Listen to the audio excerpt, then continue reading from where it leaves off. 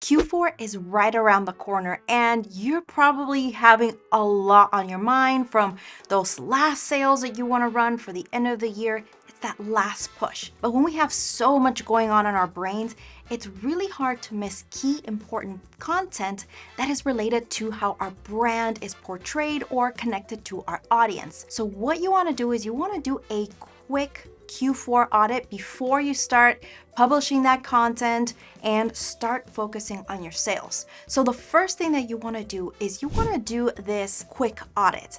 And it's not going to be very in-depth, but it's going to set you up for success in the new year. So what you want to do is find some quiet space, whether you're in your office or out of your office, and make a list of things that you need to make sure that happen for this last quarter. If it's to increase sales, you got to be specific. You need to make X amount of sales, but also look into the actual brand content. So a couple of things that you want to do. Take a look at your key content that you're going to use and make sure that as you are looking at it, does it reflect or align with your mission and vision? Is the language clear? Or do you feel that you're using a lot of text to explain something that could be simplified? And make sure that this content or this language, whatever communication you're using, directly speaks to your audience, to who you're trying to sell to. Now, once you have done that, try to make a list of at least 3 goals that you want to accomplish. These goals can be tied to what you need to sell, what you want to accomplish, but also how you want your audience to feel.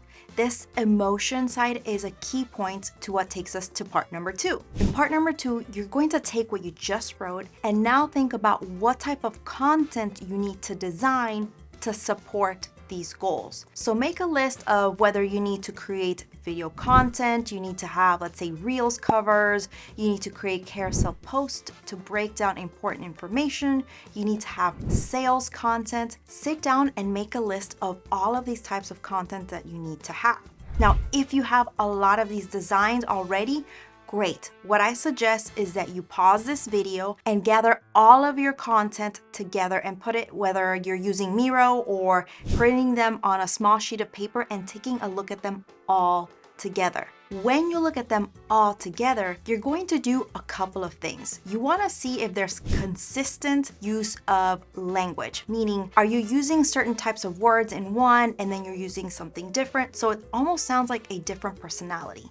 Keep that in mind. So as you're reading your content, make sure it's clear, concise, but it's also consistent. Next, what you want to do is you want to make sure that you take a look at your content and see if you can easily tell each content apart. Meaning, if you have sales posts that you need to create, do you have a specific template that is still on brand, but you have a certain template that fits that? Or if you're using some content to talk about statistics, or a carousel post that breaks down a certain key point or a certain benefit about your product, do you have those types of templates set up? And number 3, which is the most important one, is how you use color to inform, communicate, and stand out. A lot of people, when they use color for their branding, you set up the brand palette and then you kind of just use it across the board for your templates. But what I want to show you is how you can use color to strategically set up your templates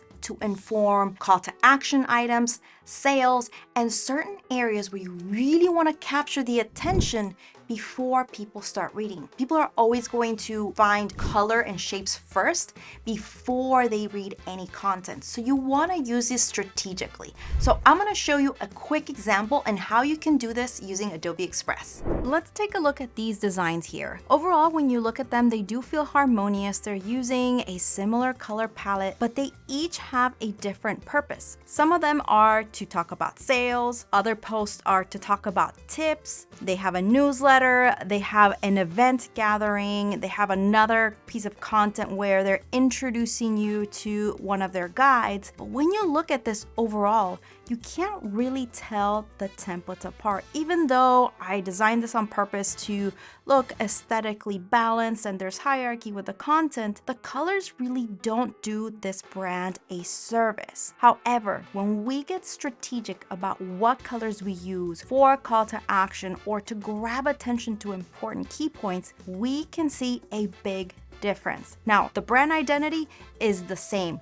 However, what is different is how we're using color strategically. So this is a lot of the work that we do with our clients, is that we help them get really strategic with how they use color. So here is an example of that same sales template, but we're using this particular red, rich red that feels a little more grounded and connected to earth, that will grab your attention for their sales content or their newsletter title or their website or even an event that they are hosting. So if I was to let's just open this up so that you can see a little bit more focused, you see the design is fairly straightforward, but we're being very intentional about the areas that we're using for certain colors to grab attention. Now, this is one of the mental health tips that they share, and we're using color strategically here to create a soothing experience. Because we're trying to bring a more approachable conversation about mental health and how it can help lower your stress by enjoying the outdoors, we're using colors that feel more calming and will get a better reaction out of the audience when we're talking about this particular topic. For the newsletter, we're using this again for their headline and their website. We're using a particular color, but then we're still using visuals and their other brand colors to help communicate better. And as we're kind of seeing the contents, now everything is starting to look more cohesive. With this design, there's a softer yellow where we're trying to really bring an approachable aspect of meeting the guide so that people feel comfortable with the guides that are a part of this brand. So this is just an example of how you can start to get strategic about leveraging color. You may have this process like this example right here where it still feels harmonious, but people won't be able to quickly identify specific and important pieces of content that you want them to see. So if you're running sales, you have to get strategic, like this example here, where we're helping our audience understand the information without them knowing by using color.